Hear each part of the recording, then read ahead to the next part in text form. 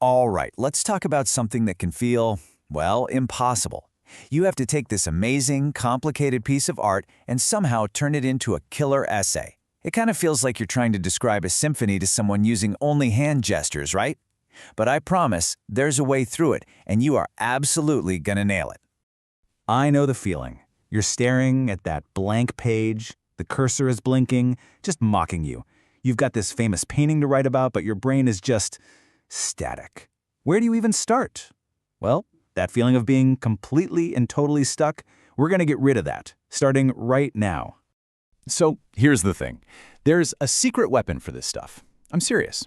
It's a simple, super powerful framework that will help you unlock any work of art. I don't care if it's a classical statue or some wild modern installation. This method works every single time. Think of it as your cheat code for art essays. Ready for it? It's called the three-layer method. And it's so much simpler than it sounds. Layer 1 is the factual. Basically, just what you can literally see. Layer 2 is the conventional, what it all means in a bigger cultural context. And layer 3 is the subjective, what it means to you. That's it. Factual, conventional, subjective. Let's break each one down.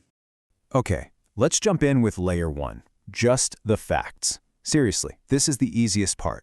It's the foundation for everything else, and all you have to do is describe what's physically there. No interpretation, no deep thoughts, no stress, promise. So, factual meaning is all about pure observation. Here's a great way to think about it.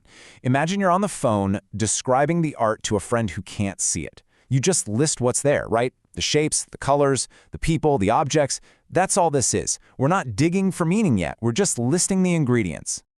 Let's use a super famous example. Grant Wood's American Gothic. What's the factual meaning here? Okay, there's a man and a woman, they're standing in front of a white house, he's holding a pitchfork. Done. That's literally it. No overthinking. And just like that, you've already knocked out the first part of your essay. See? Easy. All right, you've got your foundation. Now for layer 2, and this is where the real fun starts. I like to call it the detective work. This is the heart of your essay, where you figure out the so what. You're going to become a bit of a historical sleuth, digging for clues that give the art its real power. And what does every good detective need? Tools. For this job, you've got two main tools in your kit. The first one is all about classifying the art. It's a way of figuring out where the artwork sits on a particular spectrum, which tells you a ton about what the artist was trying to do. Okay, so this is your first tool, the representational spectrum. Think of it like a sliding scale. On one end, you've got art that's fully representational. It looks just like real life, almost like a photograph. Then way over on the other end is fully non-representational art. There's no recognizable thing in it at all. It's all about color, shape, and feeling. And of course, there's a whole lot of stuff in the middle, like abstracted representation, where you can tell what it is, but the artist has twisted it or stylized it. Figuring out where your piece lands on this scale is a huge first step. It helps you ask the right questions about the artist's choices. So now you've got a handle on how the artist made the art look. Your second detective tool helps you figure out the why. This is where you put on your researcher hat and investigate the sources of inspiration. Where did this whole idea even come from? And here you go. This is basically your research cheat sheet. When you're looking at your artwork, just go down this list. Was the artist inspired by nature? A major historical event? Maybe a myth or a religious story? Or was it something super personal? Use these as your search terms when you're digging around online or in the library. This list is your roadmap to finding that rich, conventional meaning. You know, it's so important to remember this. Art is never, ever created in a vacuum. It's always a conversation with the world the artist was living in. And your job, as the art detective, is to figure out what that conversation was about and connect the dots for your reader.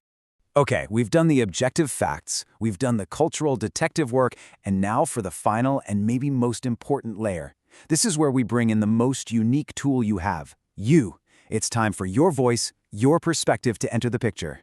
Subjective meaning is all about how the artwork makes you feel.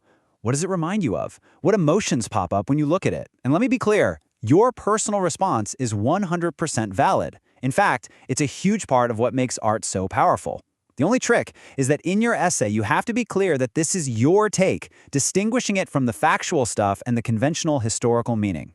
And this right here is probably the most important distinction to get right in your paper. Think of it like this. Conventional meaning is the so what for everyone. It's the shared cultural backstory.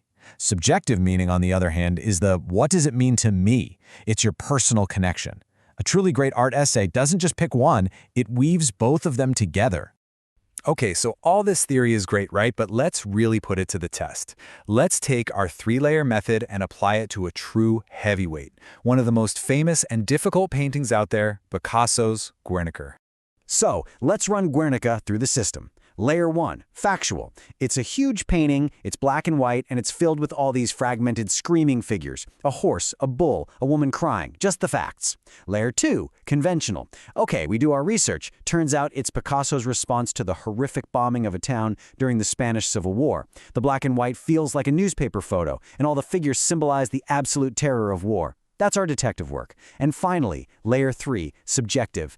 How does it make you feel? Most people feel overwhelmed, trapped. For me, it might bring up images of violence I've seen on the news. Boom! You see how that works? We went from simple observation to a really deep analysis, all in 3 clean steps. Okay, so you've done the work, you've peeled back the layers. Now what? How do you actually turn all this great analysis into a paper that's going to get you an A? Well, here's the best part. This method isn't just for thinking about the art, it's the actual blueprint for writing your essay. Seriously, this is the magic trick. You don't have to stress about how to structure your essay anymore. The 3-layer method is your outline. It gives you this perfect, logical flow that professors absolutely love to see. So here it is, your blueprint for an A+. Your intro, identify the artwork, place it on that spectrum we talked about, and mention its sources of inspiration. Then your body paragraphs write themselves. Paragraph 1, factual meaning. Just describe what you see. Paragraph 2, conventional meaning. This is where you show off all your great research. Paragraph 3, subjective meaning. Share your personal take. Then just wrap it all up with a quick conclusion and you are done. A perfect paper. And there you have it, a step-by-step guide to take on any art essay without fear. So I'll leave you with one last question to chew on as you get to work. Think about this. Does knowing who the artist was, their story, their background, their struggles, does that change how you see their work? It's a big question and a really good one to keep in mind as you start decoding the canvas for yourself. Now go get that A.